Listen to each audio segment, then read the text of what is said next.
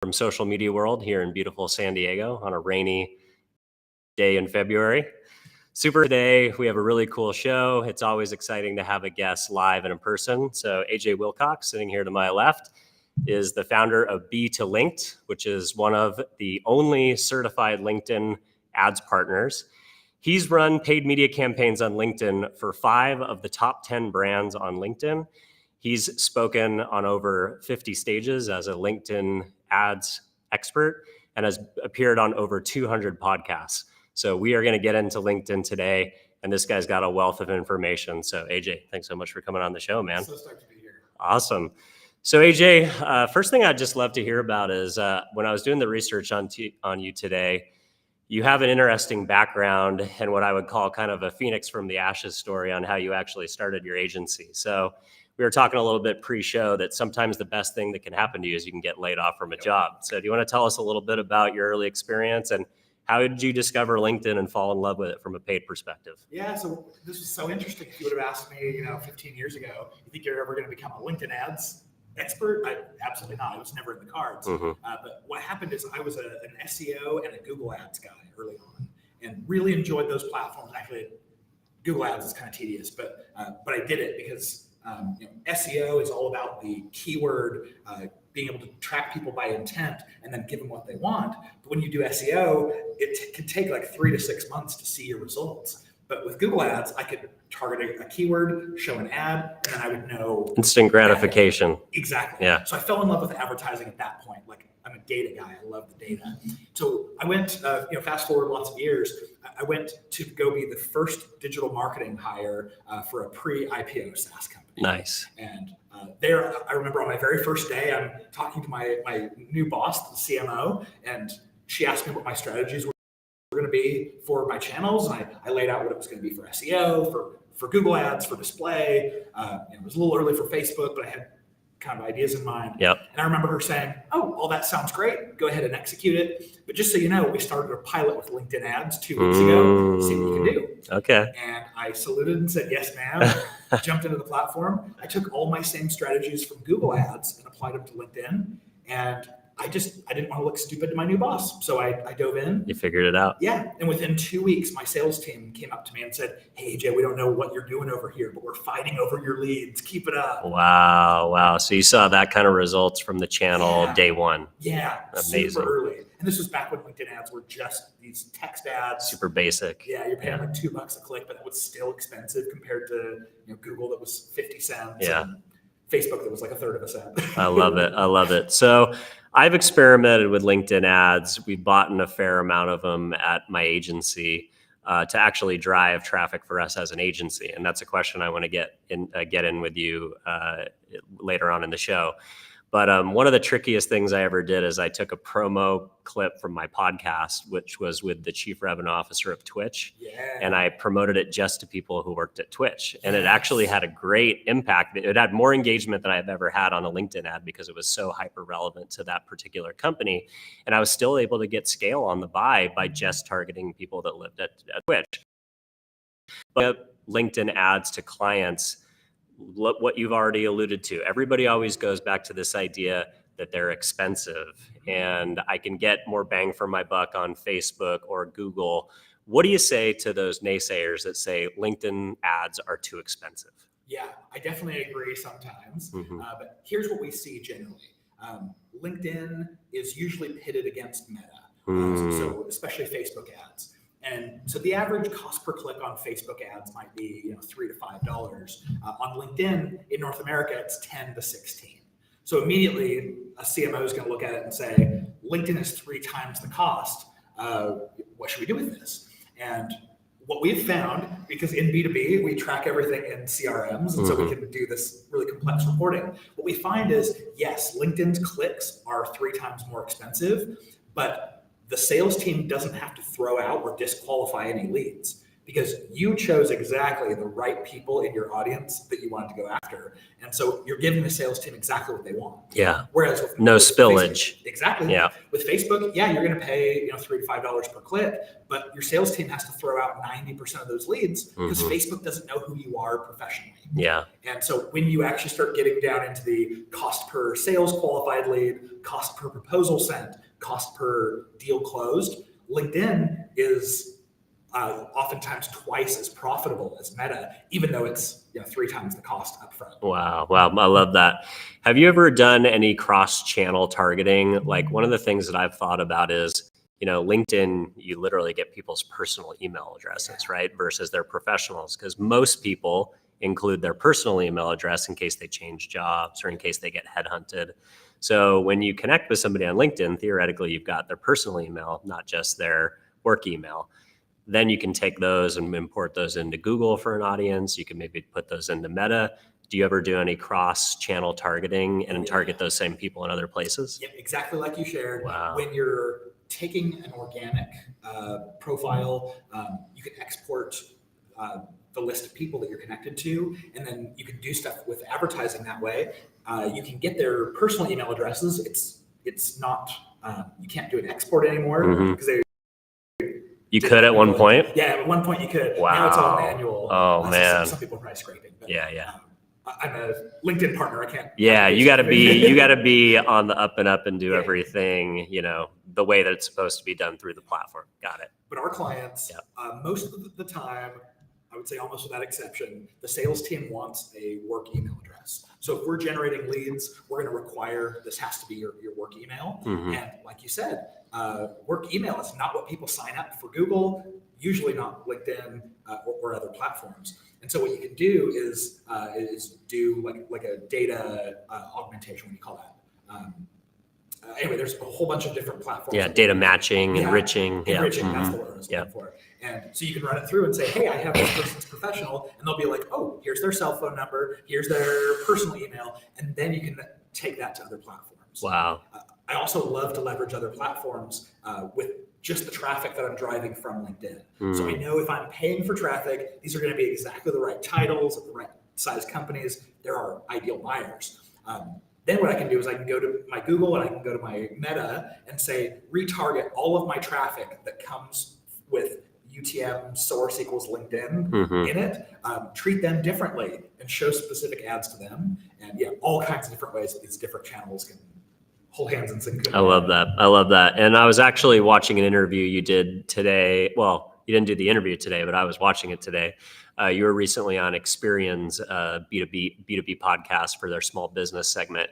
And you were talking with the host about one of your favorite formats is actually the text banner. Yeah. Can you tell us a little bit why is that such a powerful unit, and maybe it doesn't generate a lot of traffic, but it generates results in the other formats? Yeah. So I kind of alluded to this ad format before, where this was the first ad format LinkedIn had. Yep. It's over in the right rail only when you're on desktop. And probably 80% of users are using mobile anyway. So you don't have access to very many of the members. They have really low click-through rates. It's like 0.025% click-through rate, meaning every 10,000 times you show this ad, it gets clicked 2.5 times. Wow. So it rarely gets seen by, members rarely see it, and then they rarely click it. And so your question becomes like, AJ, why is this one of your favorite ad formats? This is why. It's the cheapest ad format on LinkedIn. You can pay all the way down to $2 a click still, while all your other clicks are going to be like $10 to $16. This one's $2. So you get way more scale. Yeah. And it shows up like every single time someone refreshes the page. Yeah. So you can imagine. So it reinforces brand awareness more than other formats. Yeah. And in fact, we've actually quantified this. We found that when we were running text ads alongside sponsored content, our click-through rates, our engagement rates on the sponsored content increased by 13%. Wow. Just because they'd seen the brand before, and someone's going like, oh, I've heard of this brand before. They must be legit. I'll pay attention. So that aided awareness is up to 13% across other formats. Wow. Yeah. That's pretty powerful. And it costs next to nothing because it's the cheapest ad format rarely gets clicked on, but shows free a bunch of times. I love it. I love it. So another thing that you were talking about on the Experian podcast is the power of video. And my CEO is very much of the opinion that this is the year of video on LinkedIn. Not just in ads, but the professionals are going to be posting more video in their personal accounts as well. People are going to start talking. And I thought that you had mentioned something really powerful about that. You mentioned that that it's important for people to basically, like, I'm gonna paraphrase what you said. You basically said, people might download 5 white papers from my company and still not trust me. Yeah. But video tells them who I am, and they get an opportunity to get to know me through video, and then they start to build a virtual relationship and they start to build trust.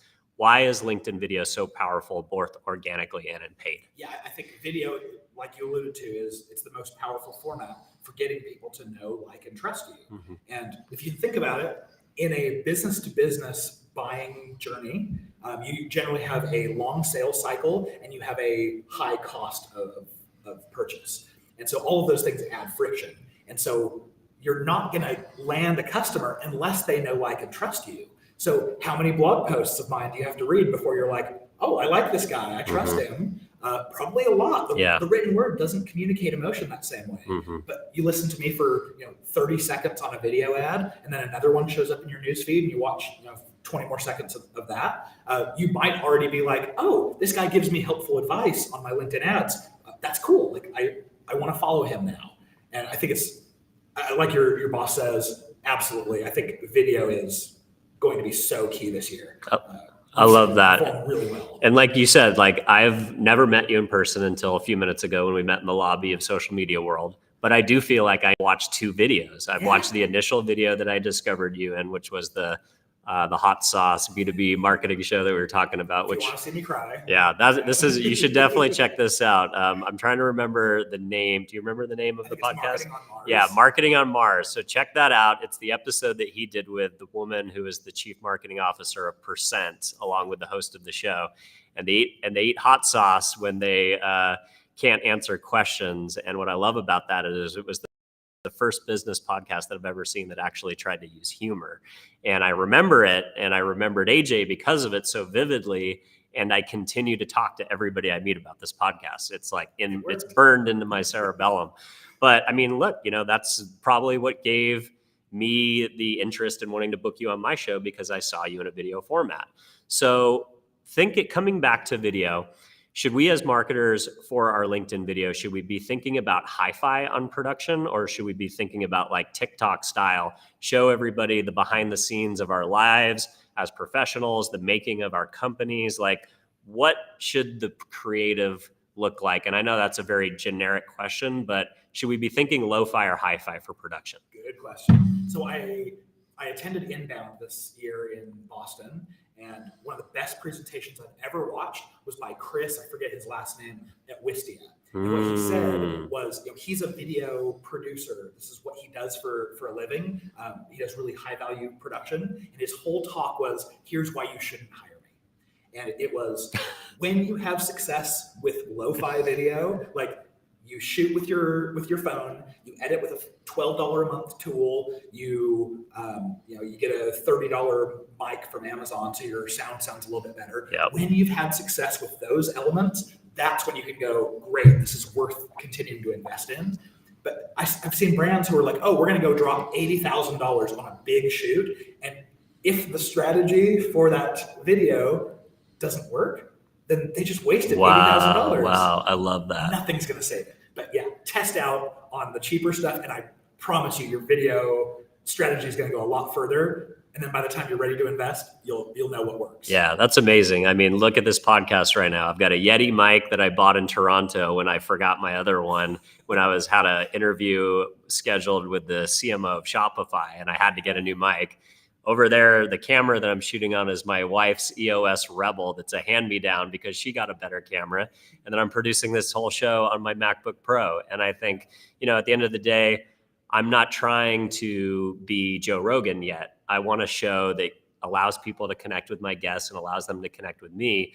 And then as it proves out value and ROI, and I know that I'm on strategy, then I'll start investing in a real studio and more production equipment and kind of punching up the value of it. But I love that. And it's a deep hole you can put yourself down. Like, your lighting has to be perfect and you have to have lights everywhere, and then you're traveling with it. Yeah, much easier to start out simple, prove out the strategy, then scale. I love it.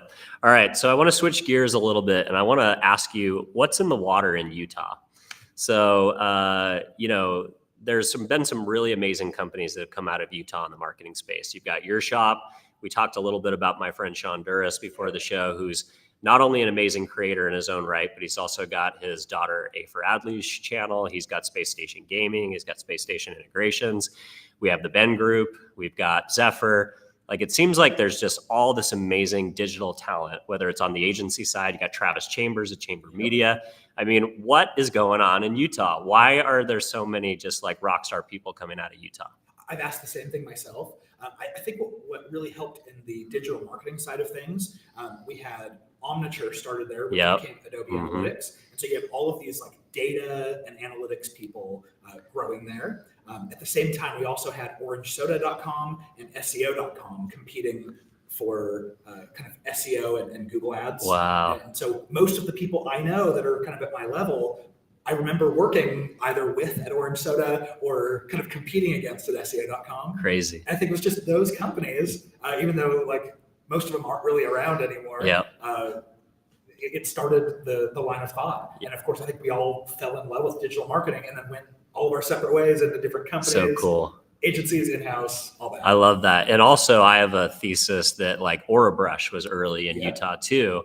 And if you look at Orabrush, that's where like Devin Supertramp came from, like a lot of people who are interns. And I think Orabrush was the first company to crack YouTube as a DR marketing platform. So I think a lot of that was Harmer Brothers. Okay. Yeah. And I forgot about those guys. And that's like a whole nother story. The most successful independent filmmakers probably in the business right now are out of, Provo, Utah, which is pretty wild. So, I also noticed on your LinkedIn, you did your mission in Ukraine. I did. Yeah. So what is that like now, like reflecting back on your time in Ukraine? Like, do you have friends there that have been impacted by this stuff? Wow. It so breaks my heart. I follow every piece of news I can hear about the war. Most of my friends, because I served on the eastern half, and I spoke Russian there. Wow. They were the ones that Russia came in. So pretty much all of my friends I'm still in contact with either fled to the west or got out. But yeah, it totally breaks my heart. I went back about 5 years ago because I had a speaking engagement before all that stuff went down. And there was still like tension, turmoil. There were some places I couldn't go to, but I went and visited friends, and they were all like, they hated Russia, and they're like, okay, we don't speak Russian anymore, we speak Ukrainian. And they changed the names of all the streets to like Ukrainian generals, and I didn't understand anything anymore. So yeah, I know, it's sad. I mean, my only experience was I went to Cannes the first year after COVID let it come back. And Cannes did a really cool thing that year. They actually, any Ukrainian marketer that wanted to come to Cannes got their fees waived. Cool. So there was a ton of Ukrainians there. And this one woman was, she lived in Kiev. She worked for like Ralph Lauren, and she had to flee to Dubai, but she was there at Cannes, like enjoying the conference. And it was just really like visceral to like actually sit down with a human being who had actually been displaced, like from our industry, like telling me the story of like, here's how I left in the early days and I made it to my sister who lives in Dubai. And now I'm kind of like in this weird purgatory situation where I'm in Dubai, but it made it all hit home for me, like actually meeting someone and like spending time with them. Yeah. You can see pictures on the news of like, here's an apartment building that got bombed, but when it's my friends sending me pictures of their neighborhood, that's different. Yeah. It totally changes things. Yeah. They're real people going through this stuff. Well, cool that you got to have that experience at least, and at least have that connection. So, all right. The next part of the interview, I want to dive into my side of the business, which is essentially the influencer marketing world. So my shop, we fell into B2B. It was never what we intended to do. We went out there and we, did travel and automotive and entertainment and gaming and beauty and all the things that you would expect an influencer agency to do 8 years ago when we started. But year 2, we landed Adobe, and Adobe became our biggest client for 7 years running. And it was exciting because yes, Adobe does, big B2C type things like with Casey Neistat, or they'll do stuff with Billie Eilish or Imagine Dragons. Like they do big kind of YouTuber centric, TikToker centric campaigns that are meant to get one person to essentially buy one subscription of Creative Cloud or like make a brand halo. But what was also exciting was working with the B2B team, taking influencers that were very niche to the Adobe product to conferences that were very inside baseball, like National Association of Broadcasters in Vegas, or going with them to International Broadcasters Conference in the Netherlands, and really like getting into the B2B side.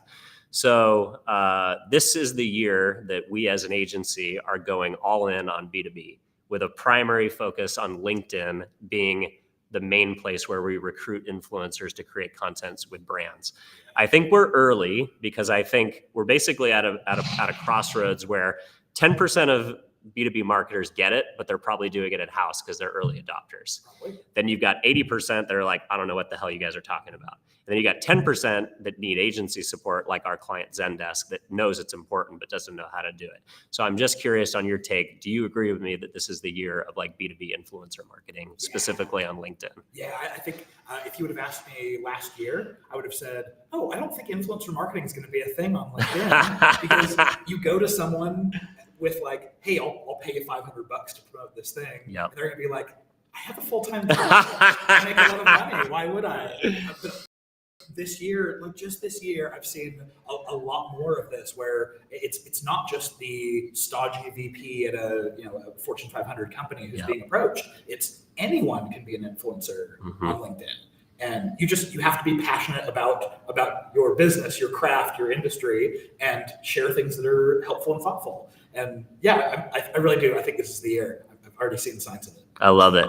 Now, how this ties in specifically to the paid side, LinkedIn launched a new ad format this year called Thought Leadership. Yeah. Now, what I think of as interesting is technically you have to work at the company, right, to be able to use it.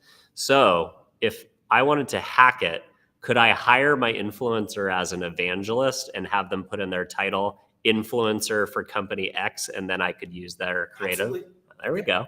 Okay. But you won't have to do that for very long. Wow. I think here in the next quarter or two, LinkedIn's going to release the ability for us to promote posts from a non-employee. Wow. So then we're going to have like the ability to do user-generated content, and I think that changes the game for anything influencer. That's crazy. So have you had some early results against the Thought Leader ad? Does it perform better or worse than other formats? Yeah, it's incredible. I'm actually really, really excited about Thought Leader ads. We've run them for clients, we've run them for ourselves. Here's generally what we see. You put something in the news feed that has your company's logo and it's an ad, and you're going to pay $10 to $16 a click, and then you'll have roughly 0.5% of the people who see that will end up taking some sort of action on it. And that's why we pay $10 to $16 a click, is because when you have such a low engagement rate, that's what you have to pay LinkedIn to show your ad. Sure. Sometimes it's even higher than that.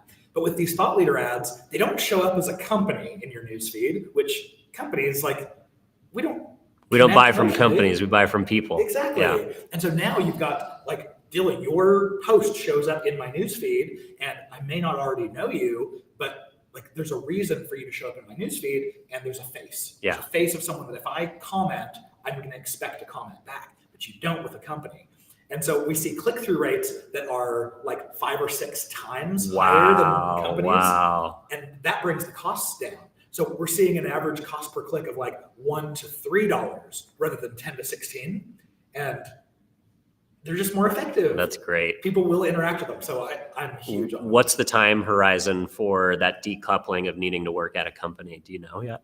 I don't know. Okay. It's coming though. It's on the product roadmap. Yeah. Okay. When I talked to them, they said that it should be in beta soon. Mm-hmm. And sometimes their betas will last for like 1 month. Sometimes they're like a whole quarter, sometimes even longer. So if they built it right, hopefully it's like in a month or 2. Do you think LinkedIn's going to try and get in on the influencer game, or are they just going to allow that to be kind of third-party Wild West like all the other platforms? I could see them trying to impose regulations. Mm-hmm. because they're a little bit more closed than your average social network. Like we just got an ads API last week, right? Yep, exactly. Yeah. Okay. Yeah, they're tight on privacy, and they also wait for Facebook to do something successfully for 4 years before they build it themselves. Nice. So yeah, I would hope that it's a little bit more Wild Wild West, but I could see them clamping down. What are you seeing as far as the early access to this new ads API? Are you guys playing with it? Anything exciting to report yet? Yeah, the exciting thing that I have to report is I've tried to implement it for ourselves with Google Tag Manager because I'm relatively technical. Like I want to set that up myself and understand how it works. And I tried to follow LinkedIn's documentation and I couldn't. I hit brick walls. So you need like dev level help to get that thing to work. So I'm giving that feedback to LinkedIn. So I'm going to be creating a guide that's like, if you want to do Google Tag Manager reporting to LinkedIn and telling it when you had a conversion and it's more accurate than just like firing the pixel, then hopefully I'll have a guide here in the next couple months. Okay, well, we'll be on the lookout for that. So I also wanted to ask you, we as an agency, we've run a decent amount of LinkedIn ads, and I'm sure we never did it right. I remember my boss woke up one morning, she's like, oh crap, I like overspent and all this stuff. And I think in an interview, you were also talking about the idea that LinkedIn's default settings are like whack right out of the gate. Like it's like 5 things that actually works against the advertiser. Why do you think they do that, and why not just fix it?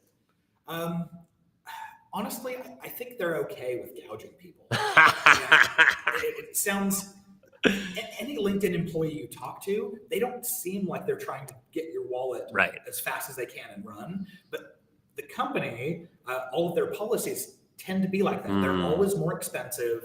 They don't work as hard at providing value. There's a lot you have to do yourself. So that's why I have so many people come to us and say, because it's not easy. We don't want to run it ourselves because we've made mistakes. We want someone who already knows how to do this. So why? I think they make more money doing it. Well, it's kind of like contextual based ad targeting, right? Like Google doesn't make money not monetizing half their platform that is dog on a skateboard video. So whenever you have an advertiser, they want targeting to be broad because they want to monetize, as much of the network as possible, versus marketers like us, whether it's contextual targeting on YouTube or whether, company and title based targeting, like marketers seem to want to tighten it up, but still get scale. But platforms want you to advertise broadly. And it seems like that's just kind of a constant yin and yang that we're going to have to deal with. Yep. And I wonder, I wish I could see their churn numbers for every new account that starts without someone helping, how quickly they leave the platform. But they are seeing growth. I mean, just in the last couple of years, I bet they've doubled or tripled their total number of advertisers and total ad spend on the platform. So whatever they're doing, it's working. But boy, I know the things like the dials to turn and everything to keep costs low, because LinkedIn does kind of gouge you if you're not paying attention. Well, that makes sense. All right. So do you buy LinkedIn ads as an agency to drive your own pipeline? We do. Nice. Yeah. If you would have asked me 2 years ago, I would have said, no, we're 100% inbound, even though we're a LinkedIn ads agency. Yeah. It's so interesting because when you advertise as an agency, your performance is so different than when you advertise for someone else. So for our clients, quite frankly, it's really easy for us to advertise for our clients. We know what works, but the second you're an agency, all of the game changes. And if I have to hypothesize, I would say the reason why is like you could spit into the wind and hit an ad agency. Right. There's just so many to choose from. Yeah. And that takes up space in people's minds, and they don't want to get to know a new agency. Which is a really important reason too. Yeah, that makes a lot of sense. All right. Well, we're getting down to the final stretch here. So what are you most excited about over, say, the next 6 months to 6 months to a year on what's coming down the pipeline for your agency as a thought leader evangelizing paid strategies on LinkedIn? I'm really excited about the new thought leader ads. So most people haven't used them yet. They just came out in June. So being able to sponsor posts from someone who's not a current employee, I think it's going to be game changer there. I'm also really excited about the conversions API. I feel like where cookies are going away, or at least third-party cookies, like all of our tracking is going to be modeled at some point, or not all of it, but a good portion where we didn't actually track it. And so the platforms have to say, we think this is what would have happened if you could have tracked everything.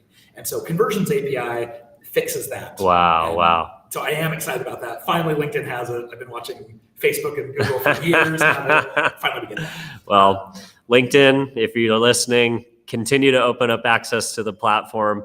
Most importantly, guys like me need an API access so we can find creators on LinkedIn without hunting through what people say and doing it the old-fashioned way, or emailing our friends at LinkedIn that happen to manage the LinkedIn Top Influencer Program. But hey, we'll do what we got to do to make it successful for now. All right, AJ, thanks so much for coming on the show, man. Such a pleasure to meet you in person. You're a host of information. Anything you want to plug? Where can people find you if they want to get in touch? Yeah, obviously you're probably a podcast listener if you're listening to this. I host the LinkedIn Ads Show podcast. So if you're wanting to get really geeky on LinkedIn ads, tune in. It's a great show. Yeah, I'm definitely going to subscribe and tune in. I can't wait to learn more about the platform and learn more from AJ. So, all right, everybody, if you're at home and you enjoyed this podcast today, don't forget to subscribe or follow us wherever you happen to be listening or watching today. If you enjoyed the show, if you give us a review, that helps us find a wider audience. And last but not least, if there's somebody in your network on LinkedIn that you think would benefit from the conversation that I had with AJ today, don't forget to share the show. We'll see you next time.